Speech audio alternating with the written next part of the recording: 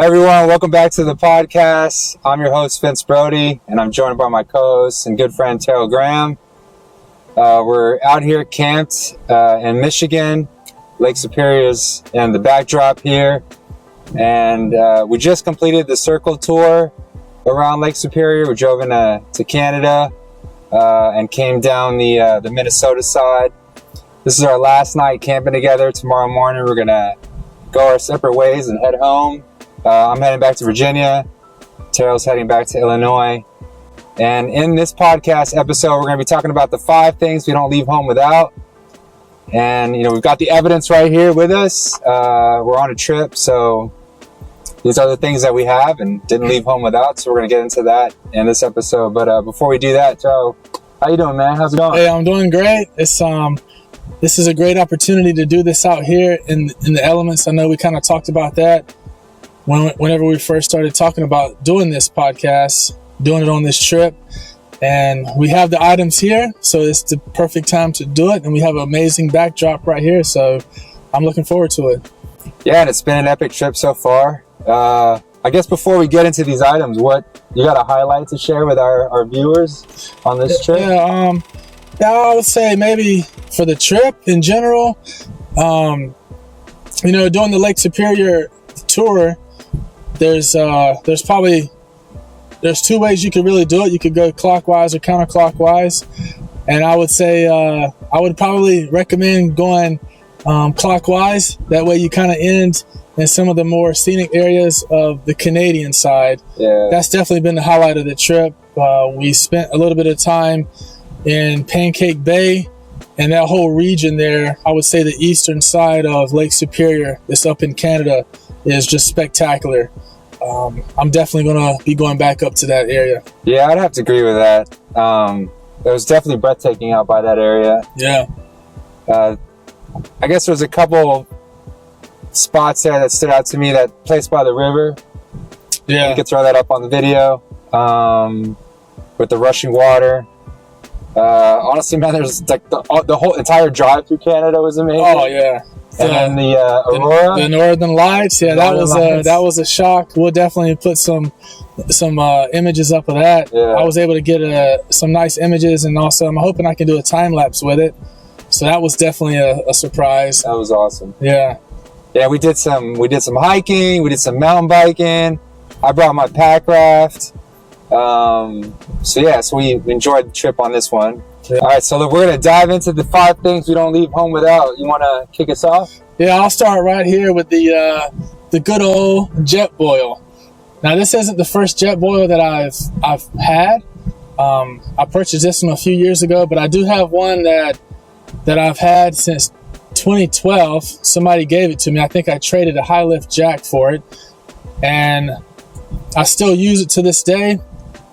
This is something that I always bring with me, even if I'm going on short hikes. It's great. This particular one here is the Stash one. You can use it for cooking. Primarily what I use it for is basically just heating up water to make tea or to rehydrate meals, stuff like that. But I always bring my Jetboil. If it's not this one, it's another one, because they're just so useful. You can use it. It's got a little platform here that you can change this out. You could cook with pans and stuff on it if you wanted to, or just like I did the other day, I just used this to make some pasta, and I use it pretty much every day to heat up water for coffee and stuff like that. So this is definitely one of my number 1 items, and I'm always bringing it on any type of trip I take. But yeah, what about you? Yeah, we were talking about how, like, since Jetboil came out, there hasn't really been any other innovation that's elevated to the Jetboil, right? Like, yeah, it's still at the top of the list in terms of like heating water, boiling water. Yeah, I think it's got something to do with the mechanism here in the bottom. I feel like this particular canister, granted this is a pretty big Jetboil fuel canister. Yeah. I don't know. I've been using this for the last 3 trips that I've been coming out here on, and I could probably come out here on several more trips. And I think that's the key here, is that you're not wasting a lot of propane. It's super efficient. And on top of that, it boils water super fast, hence the Jetboil name. Yeah. And you're not wasting time, you're not wasting propane or butane, whatever's in these. It's just super efficient. That's why I like it so much. Yeah, I need to get one of those because I definitely go through my fuel a little bit too fast. So. So yeah, that's more about the Jetboil there. Let's jump into what's the item on your list. All right, so I think sticking with the whole cooking fuel vibe, I'm gonna pick out my Snow Peak. I don't know what this is called. Just waving to a side by side there. But this is the Snow Peak burner. I'm trying to look for the name on it. It's a single burner. Just pop this thing out. And yeah, I normally use this for my oatmeal in the morning, boiling pasta. It's actually pretty efficient. Not as efficient as the Jetboil, but I would say it's close behind it. I just like how compact it packs down. So I use this for anything I need to cook or heat up. You can use the butane burners, the fuel cans from Walmart. Yeah, I just love this thing. Yeah, I like how compact it is. That's definitely a feature that one of the things I cook on primarily is a bigger version of a Jetboil, and it's just kind of clunky and it's just bulky, and it doesn't really fit in a space as good as something like that. So that is definitely a nice piece, and it's Snow Peak. Yeah, the quality is there. Yep. And it also looks cool, which is an awesome thing about Snow Peak's. All their gear just looks awesome. It definitely stands the test of time. Yeah, and I've got that sort of backpacker mindset in terms of packing. I try to bring stuff that's like small and compact, so this helps me do that. Yeah. Well, let's get into the next item. Yeah, I'll change it up a little bit. I'm gonna jump right over to another item that I really don't even leave home without this most of the time, and it's my camera. It's one of the things that I'm always planning trips around, and I think every part of my day is thinking about photography in some way, shape, or form, whether it's editing photos or just walking around, just looking at different compositions, wishing I had my camera if I didn't have it with me. But yeah, I'm a Canon shooter. I've always been a Canon guy for several years now, and I have a couple different lenses. This is a Canon R5, and yeah, I'm a big Canon guy, big photographer. And even if I'm out away, and if I don't have my camera with me, I always have my phone. Yeah. And I'm always taking photographs with that. So some way of taking a photograph is the key thing there for me. Yeah, I can't wait to see the aurora time lapse you took with that. Yeah. That's like my big anticipation going home from this trip. So yeah, I've already downloaded the photos for those onto my laptop, and they came out great. I got to figure out how to put it together in a time lapse. That's something I need to kind of play around with, but yeah, it was a great opportunity to be able to see it. I'm so thankful that we were able to come across something like that. Yeah, one thing I appreciate about you, Terrill, is like when you buy stuff like that, you actually learn how to use it, not like me. I got a nice camera as well, not as nice as that, but yeah. I don't read the instructions on this stuff, so we're kind of figuring things out on the fly. But yeah, it took me a while to kind of use this in non-auto mode. Yeah. Every once in a while, I'll still put it in auto mode and just kind of snap some photos. But yeah, that's something that I'm kind of proud of, is being able to use it in manual mode and being able to kind of take it to the next step, especially with a camera like this, because that's when you really can bring out some of the details and some of the technology that's in a camera like this. Yeah. Enough about the camera. Let's move on to the next item. What you got for us? All right, I'm gonna go with I think my Jackery 240. Yeah, I bought this thing I think right before our 2020 trip, if I'm not mistaken. So 5 years ago, almost 6 years ago. This is just a 240. It's a small one. I don't have a fridge or a complex electrical system in my truck. I charge this when I'm driving sometimes. I've got a solar panel to charge it with. Would it be nice to have something bigger? Yes, of course it would. But, I use this to power the fans in the four-wheel camper, charge my phone. I charge my camera on this thing. it just meets all the needs that I have, and I just love how compact it is. I'll eventually probably go to a bigger one at some point, but for now, it's what I got, and that's what I'm using. Yeah. And yeah. Yeah, the nice thing about the smaller portable stations is that it's a little easier to keep them topped off and keep them charged. I have a much larger one in my vehicle because I have the fridge and stuff, and I'll say that with something like this, you can get away with just charging it with driving down the road with your 12-volt outlet in the vehicle, and that's what I appreciate with the smaller compact ones. And then also just pretty easy to move around. We could, if we technically wanted to right now, we could take it down to the beach and you could be hanging out down there and powering a light or something like that. So that's what's cool about some of the smaller ones. Yep. Yeah. We got another Overlander right there. Yeah. Got so right behind here is the behind the camera. There's a road, and we're watching people kind of drive in, and we saw a really cool Montero. Yeah, that's pretty nice. Yeah, you don't see those too often. Yeah, you don't see those. That's really nice. Yeah. But and then you had a Tacoma with a RSI cap, looks like it. Yeah, RSI cap. Or Alley cab. Yeah. A lot of cool vehicles coming through here. But cool. So that's item 2 for me. So let's go into item 3 for you. Yeah, I'll jump over to this one here. So this is something that it's mainly an item. So I travel with my wife. She's off camera over here. And I mean, she should be one of my items, but I feel like that's kind of weird. But we always go hiking, camping, or any type of activity. We're always together. She's item 0. Yeah. But this is really an item basically for her.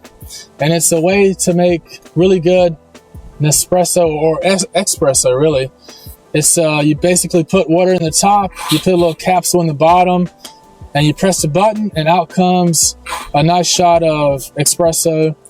I will sometimes use it. It's quick and easy if you just want a quick shot. And it's also super easy to just kind of keep clean. We had some other stuff in the past, and it always was messy. We always had a lot of cleanup afterwards. Either it was with the actual packaging of the material or with the actual device itself. It just kind of got messy. But this here thing uses those little small capsules that you can kind of get anywhere. They're super easy to store as well. And yeah, it's just super convenient. And the thing that I love about this is, granted that it will heat water, you can charge it up and it'll heat water itself, but it takes a little bit of time. But when you pair it with a Jetboil like this, it literally will last. I've charged this once, and we've probably had it over a year now, and it's still going strong. So that's the great thing about this, is the battery inside it works amazing. And I just keep it stored in some little container like this just to kind of protect it. But yeah, that's my what is this, number 3 item? Yeah. I like the cleanliness aspect of that, because I definitely suffer from that with my French press.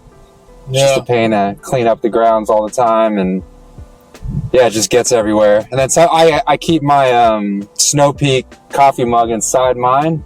Oh yeah. And sometimes I forget to take it out, so when I'm pressing it down, all the coffee shoots up everywhere. So yeah, that's a nice item to have. Yeah, it's definitely a good one. Yeah, that was my item number 3. What's next? So my item number 3, I'm gonna just go with the next one that I can reach. That's my BioLite headlamp. Can't remember what number lumens this is. Maybe it's the 240. I don't know. I'd be lying. I think it's 150. 150. Yeah. I just like how sleek it is. It's rechargeable. I actually just keep this wrapped around my my headrest on the passenger seat of my vehicle.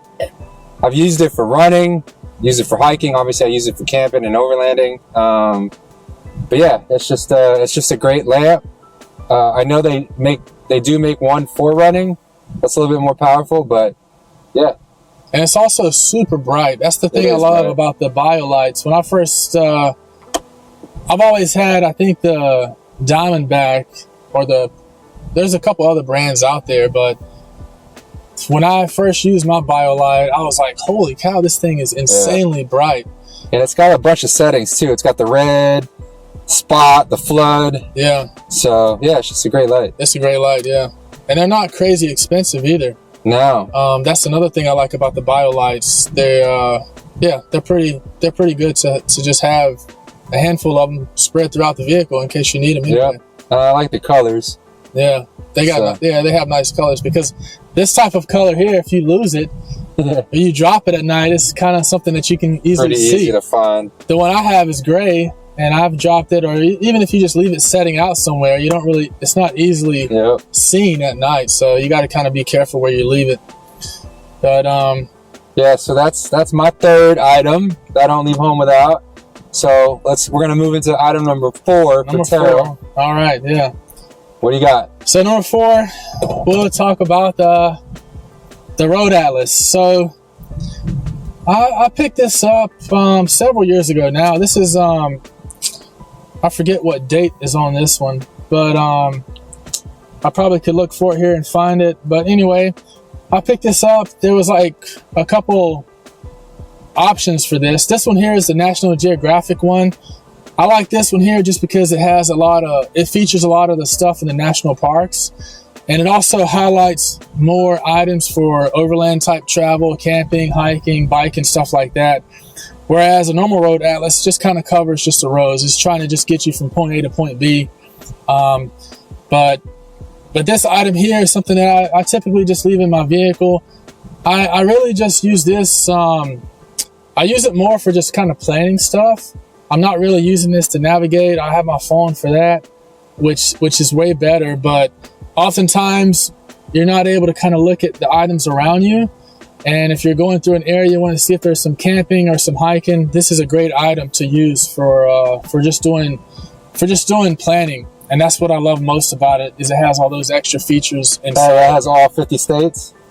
So yeah, this one here has all 50 states. It also has Canada. Oh, that's cool. And Mexico. And you said that's the National Park Edition? Yep, this is the National Park Edition. That's cool. Every year they update it. They come out with a new one. And when I purchased this one, it was discounted on Amazon just because it was the previous year. Yeah. So it was a little bit cheaper. I think it was like half the price. I think I paid like maybe $10-15 for it. But yeah, this is a great item to always just have in your vehicle. And it's really, really useful. It actually brings up a good point. Like, maybe in a future podcast, we can do like the 5 skills that you want to focus on as an overlander. And I would say map reading would be one of those. So oh, yeah. I know every time we go out, if I visit a national park or purchase a National Geographic map, I just keep them in my glove box in my vehicle. I've got the purple lizard maps in there too. So having something like that is like super handy. Yeah. This is definitely a piece that I would always recommend someone have, just in case if your phone dies or anything like that. You always want to have a backup copy. So yeah, that's true. That's that. Okay, so that was my item number 4. What do you have? I'm gonna go with my job site vacuum here. Contractor. Well, I've got rigid toolboxes for my drawer system, and I bring this Milwaukee M18 with me all the time now. I've got a 100-pound Rhodesian Ridgeback that should be one of my items, but he's the default item that goes with me everywhere.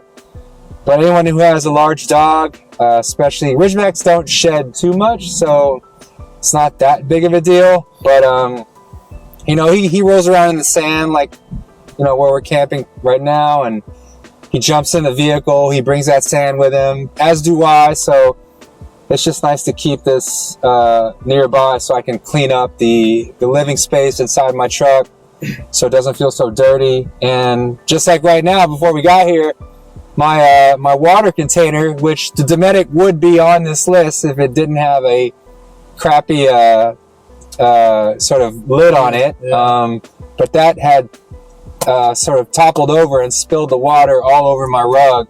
So having this Milwaukee M18 vacuum came in handy because I was able to vacuum up all that water from inside my vehicle and get it out. So this is something I always bring now on all of my trips. Yeah, I wish I had the space for something like that. I have a smaller one, but it doesn't do it justice. When you want to clean something, you really want a good vacuum, and this thing is awesome. I just like how compact it is. That's probably the number one feature that I'll say about the Milwaukee. I'm not a Milwaukee guy myself. If I was in the contractor world, I would definitely be rocking a lot of Milwaukee stuff, because they've really come a long ways, and yeah, this thing is awesome. The only downside is that you can tell when Vince is cleaning his car, and he cleans his truck quite often. You got to with a big dog, you know. So yeah. But all right, so that was my item number 4. Let's go to your 5th item. Fifth and last item. 5th and last item. This bad boy here is an alu box. You know, I've always envied people with alu boxes, just from being in the military, having that military background. I always seen Air Force guys and other people traveling, carrying equipment and stuff like this. In the Army, we don't get the fancy stuff. We always get the old crappy Pelican cases. But it's always been like a goal of mine to get a couple pairs of alu boxes. I have this one. I also have one that I keep inside the camper. This one here stays in the back of the truck. I have it mounted in there. But I've always had, before this, I've always had different types of boxes. And it is hard to justify the price. This one here, I think, was like $250, and it technically just holds stuff, right? But yeah, it's great, right? Like, I mean, there's only so much you can say about a box, but if you can stomach the price of it, I feel like it's worth it. It's a type of box that, you know, technically this is something that I could hand down to my son. Yeah. You know, it's a generational type of item. It'll last forever. It's a type of box that if you want to do prep work on top of, you can do stuff like that. If you want to use it as a step, you can do that. It's really durable.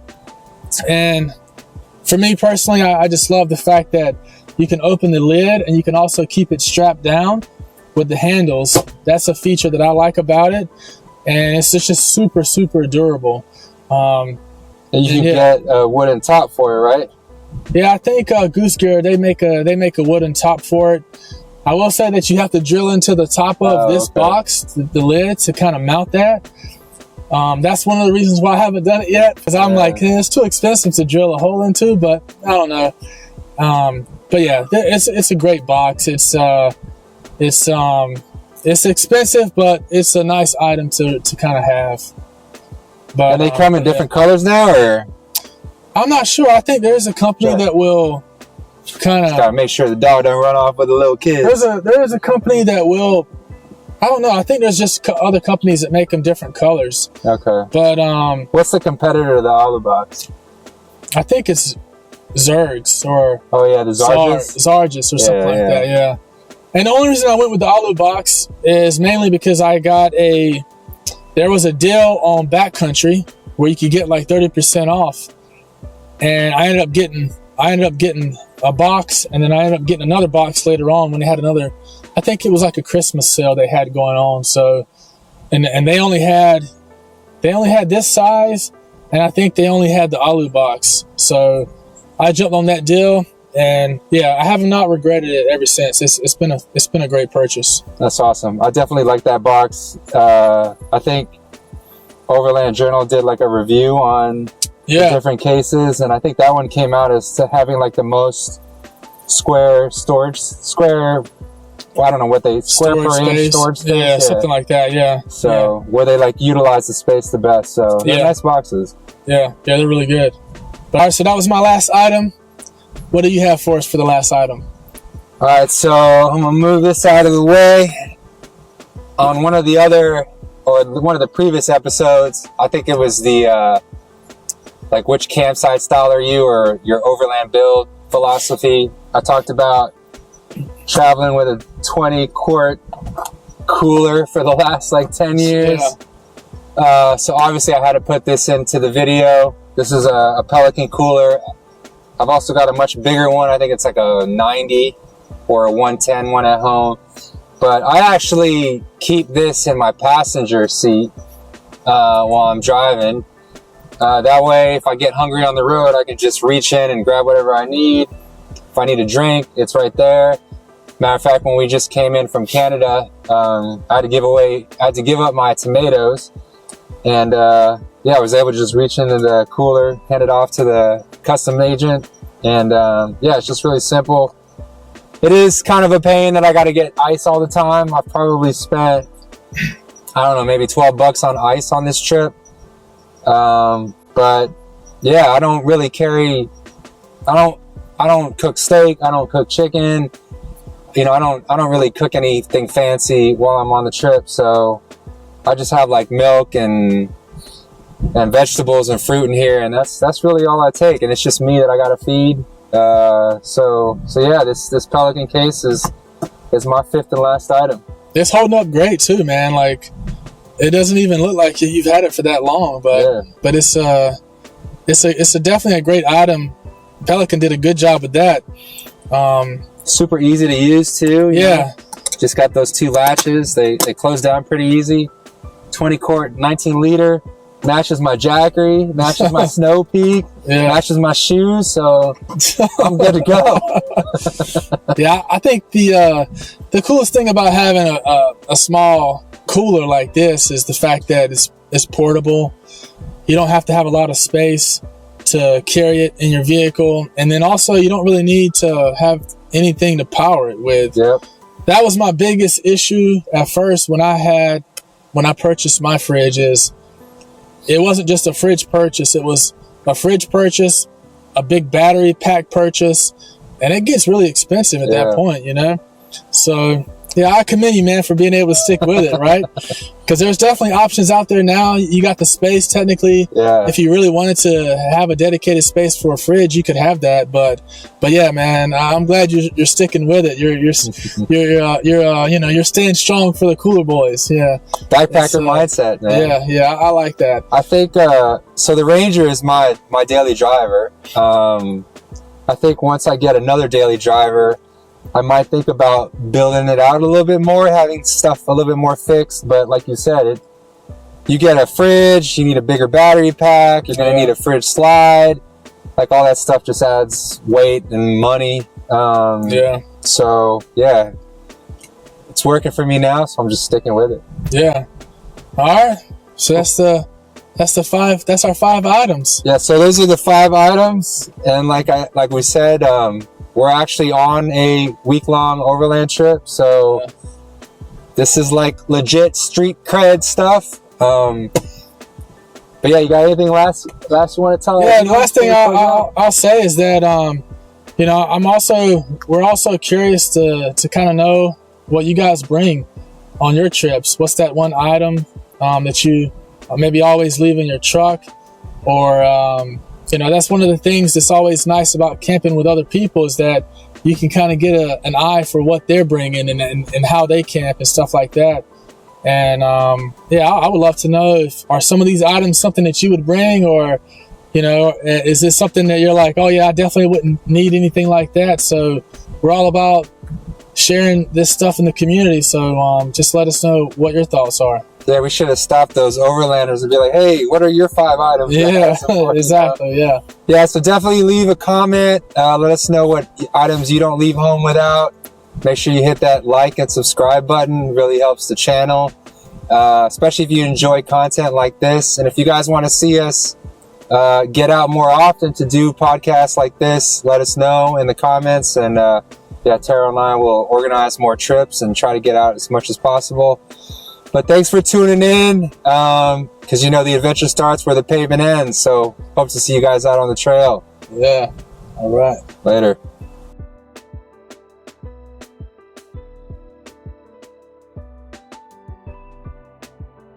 Let me pause. I feel like Johnny's over there like trying to choke himself. he was biting the... Because you're leaning too much, I feel like I'm gonna roll back. All right, we're good.